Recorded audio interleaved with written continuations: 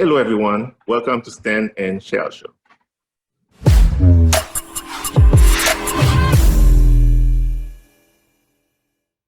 How do you know if teaching is right for you? Today we have our special guest, Miss Abda Estimable. Hi, Miss Abda. How are you doing today? Hello, Stanley. I'm doing very well. Thank you so much for asking. How are you? I'm pretty good, pretty good. Thank you for being here today. And our first question for this interview is, why did you decide to become a teacher? That's a good question. So, as a kid growing up, I always enjoyed learning. I loved reading, finding out new things. So, school was always a very positive experience for me. And I enjoyed going to school because of the environment and how it was over there. My teachers were always so caring, kind, and very wise. As I got older, I wanted to have that same environment for other students and be able to give that to the new generations coming up. Awesome. That's nice. Oh man, I'm so happy for you. How many years of experience do you have as a teacher? I've taught for 8 years. Most of that time was in first grade, and I've also taught second grade and third grade. I did do kindergarten for about 3 months, but that was not the right grade for me. Luckily, I worked at a school where my principal was very understanding and we were able to work something out. But to answer your question, about 8 years. 8 long years. That's awesome. So, why did you choose to become an elementary school teacher? Elementary school students are at that age where I call the curiosity prime, meaning they're at an age where they're still full of wonder, they're very curious, they love being read to, and I also wanted to just be in that age group because elementary school is where you get the strongest foundations. School spirals on each other. That means you build a foundation first, and then you learn the content as it goes on. I wanted to be a part of that team where the kids are learning the basics, have a very firm understanding of the basics before they can go on. What education does someone need to become a teacher? In order to become a classroom teacher, you have to be college educated. The degree that you get all depends on what subject area you want to teach. For example, I've taught elementary school, so my bachelor's degree is in elementary education, K through 5.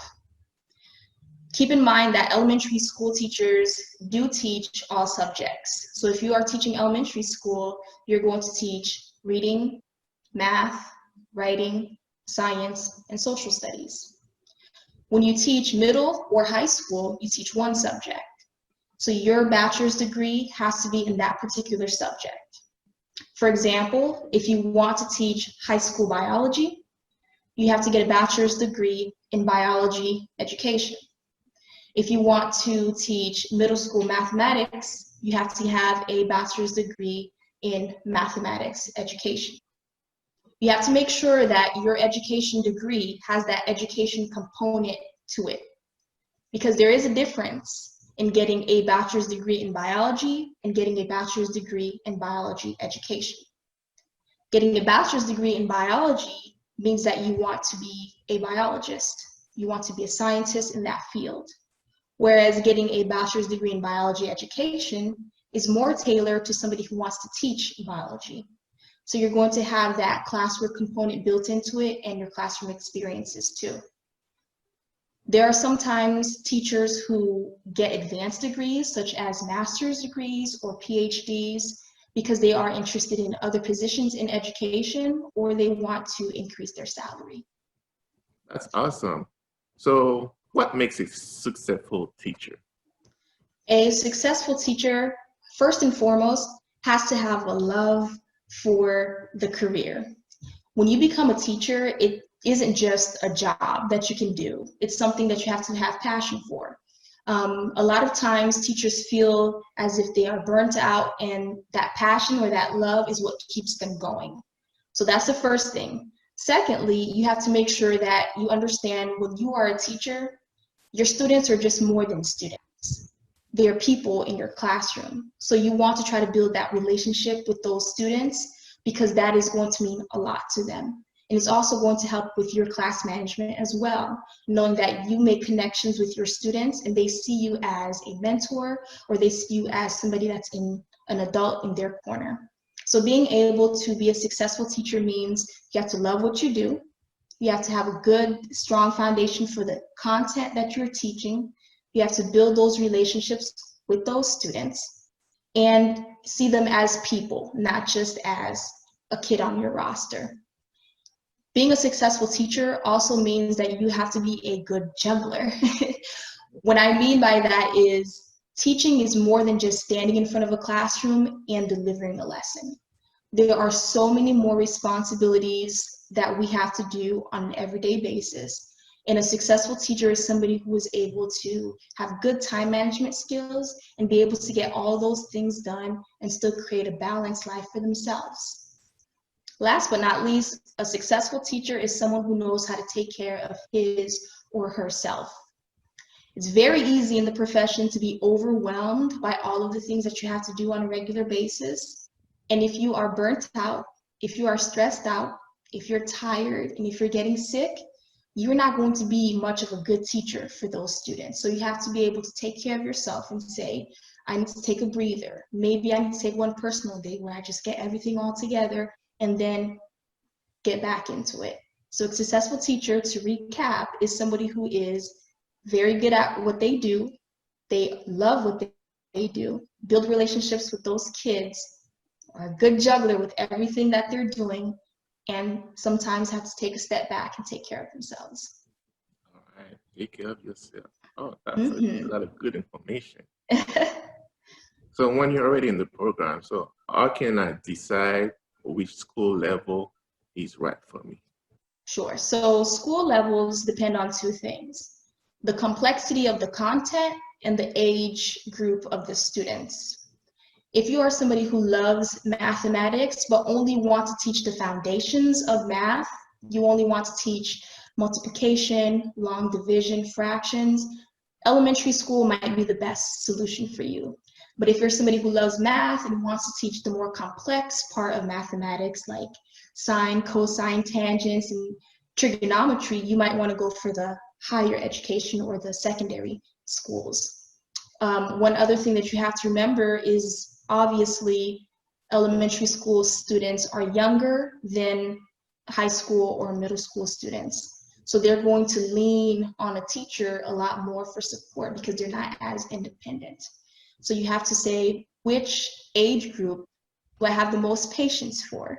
Because no matter what age group you teach, you're going to need patience as a teacher. Do I have patience for teenagers, or do I have patience for 8-year-olds? And that is one good indicator on which group is good for you. Some patience. Ooh. Yes, a lot of it. Goodness, Dad. So what are some myths about teaching? I came up with 5 myths right now. There are plenty, but I'm trying to condense it all. The first myth is that teaching is easy. Oh. And I promise you, it is not an easy career. It is a very difficult career because you are dealing with so much on a daily basis. If you think you can go into this career, treat it like a regular job, just to collect a paycheck, you will run away very quickly. So it is not easy. You have to go into that mentally knowing this is going to be a career that has many challenges, but I have to be ready for that. A second myth is that teachers get paid for the summer, even if they're not working. And I want to give some clarification on that because it's a myth that a lot of people like to carry around, and I just want to clear that up. Teachers get paid on salary.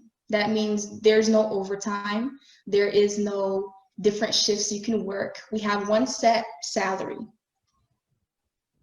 Our contract year starts in August and ends in May, so it's 10 months. In the beginning of your first year, you can choose to get that salary spread across 10 months or spread across 12 months. It's not more money, it's just how it's divided. So we don't get paid for our time off. We just got paid smaller amounts, but for a longer time. And I hope that clears that up. The third myth I wrote down is that teachers don't work during the summer.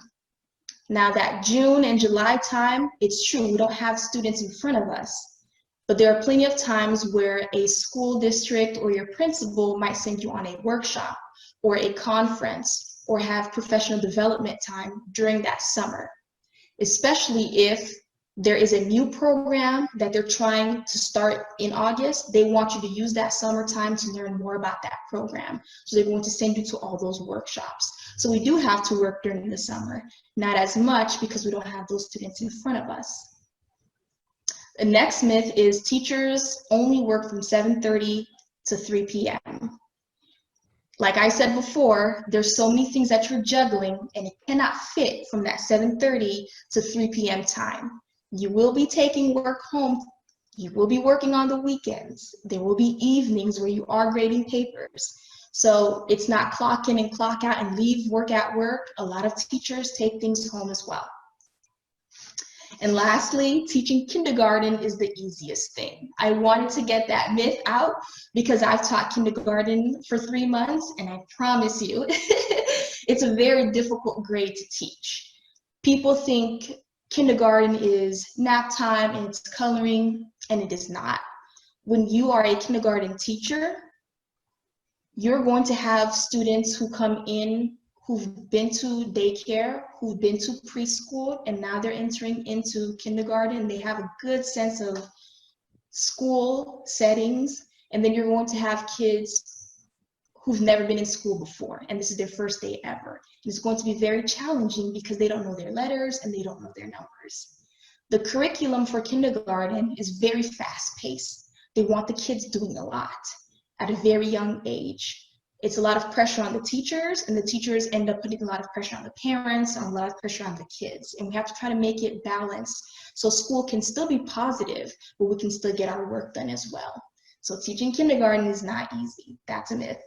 Wow. Oh, good to know. So you say something about salary in the previous question. So how is the pay in the job market for teachers? There is a teacher joke that we like to say sometimes when someone asks what we make.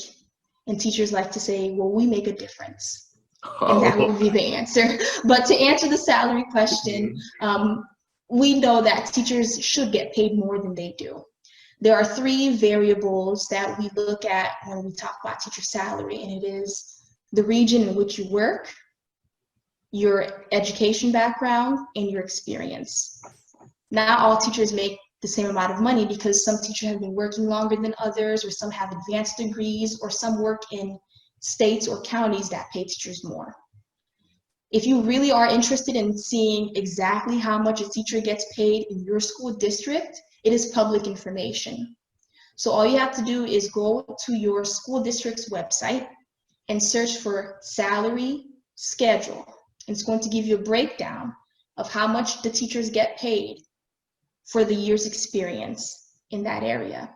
I can't give you a number because there are 50 states in this country and there are many, many counties in this country. So you would have to get more specific information on that website. One other thing to remember as well on teacher salaries is sometimes, not all the time, but sometimes there is a step freeze. What is a step freeze? I'll explain. When you go on that website and you see the chart that says first-year teachers make this amount or fifth-year teachers make this amount, sometimes the county in which you work does not have it in their budget to continue to give you a raise. So if you are a teacher who's been working for 14 years, you might still be on step 8 because there's not enough money in the budget to continue those raises. So that information is there, but it can also be a little misleading because of the situation that counties are going through. Okay, awesome. So everybody go check those websites and then you'll know exactly how much a teacher get paid. And my next question, how does it look like in everyday life of a teacher in the classroom? Sure. The everyday life of a classroom teacher from start to finish is hectic and always very busy. In the beginning of the day, most schools have their teachers at a morning post. That means when the students are getting off of the bus or getting out of their cars or walking to school, someone has to be there to monitor those kids. And usually they'll put a teacher there. A lot of times, I know for me, I like to come to work before morning duty because I like to check my email, I like to sip my coffee, make copies for the day. So I get started on that. Then I go to morning duty. Once morning duty is over, during the classroom or during the day in the classroom, you're teaching back to back, back to back, back to back. I know in middle school and high school, they have different periods. So after first period, you have second period, and after period, you have third period, and after third period, and so on and so forth. There is time where the teacher has a planning time during the day, which is where the students are either at lunch or they're at specials or fine arts, and the teacher is in the classroom alone. A lot of times, teachers will use that time to grade papers, create lesson plans, make copies, things like that. Once the day is over, teachers have to go to their afternoon duty, which means you're either watching the correct students get on the correct bus or the correct kids get into the correct car to go home, or making sure that if your student is a walker, that they're going home with the right person. After afternoon duty, sometimes there are staff meetings, sometimes there are committee meetings, sometimes a parent wants to have a conference with you after school. So the school day is very long, and there's a lot of responsibilities outside of just teaching. Be ready, whoever wants to become a teacher. Yes. Is there a difference between public and private school? So there are major differences between a public school and a private school. One of the biggest differences is how public schools and private schools are funded. Public schools are funded from taxpayer money. That means they are government ran. Private schools get their funding from tuition. Parents pay tuition. Every child is somewhat of a contributor to that private school being ran. When you are in a public school, any student that is zoned for that area gets to go to that school. Whereas in private schools, they get to pick and choose which student can be a part of their student body. Public school teachers also get paid more than private school teachers do. There are more teachers who do teach in public schools than that teach in private schools, mainly because there are more public schools than there are private schools. Because public schools are government facilities, that means the government is the one who creates the curriculum. As a teacher, you don't get to teach what you want to teach. You teach what the government tells you to teach. So the calendar, the curriculum, they'll tell you what to teach, how to teach it, and when it's taught. Private schools, however, are not funded by the government, so they don't have to follow government guidelines. That's why a lot of times in private schools, they are allowed to have religious ceremonies or pray because they're running on their own operation. Public school teachers also have to know that when they are teaching in public schools, they're getting everyone. Private school teachers know that those kids that are in their classrooms were screened to get in. Public school classes tend to have bigger class sizes, and private schools tend to have smaller class sizes. I know people who've left public school and gone to private school, and they'll tell you it's not better, it's just different. Problems still exist in private schools, but they're just different problems than public schools. I don't want people thinking, oh, public schools are bad and private schools are good. They each come with their sets of positives and their sets of negatives, and you just have to know which one of those is the best for you. So make the right choice, everybody. Yes. Thank you. How can someone know that teaching is the right path? In order for someone to know if teaching is the right career path for them, They have to understand what teaching is. And teaching is, like I mentioned, more than just standing in front of a classroom and presenting a lesson. Teaching is a lot of more responsibilities that come along with it.